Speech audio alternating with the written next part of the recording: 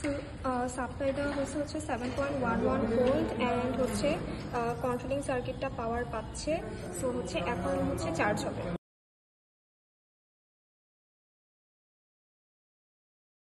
আচ্ছা, এটা চার্জিং করার আগে আমাদের ব্যাটারির ভোল্টেজ দেখা যাচ্ছে 2.61 ভোল্ট। তো এটা চার্জিং হয়ে যখন 4.2 ভোল্ট হবে তখন অটো কাট হয়ে যাবে।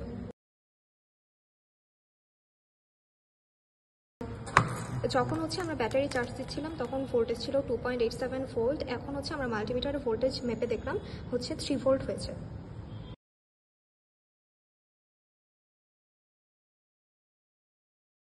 এখন আমাদের ব্যাটারি চার্জ দেখা যাচ্ছে ভোল্টেজ 3.9 ভোল্ট। এখন আমাদের কিছুক্ষণ ওয়েট করতে হবে।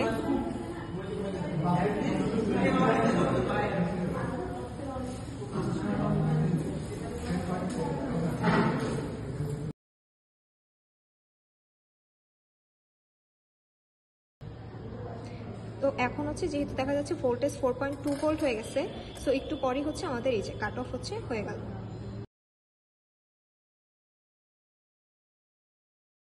তো এখন কাট অফ হওয়ার পর আমাদের ব্যাটারির ভোল্টেজটা দেখাচ্ছে 4.26 ভোল্ট।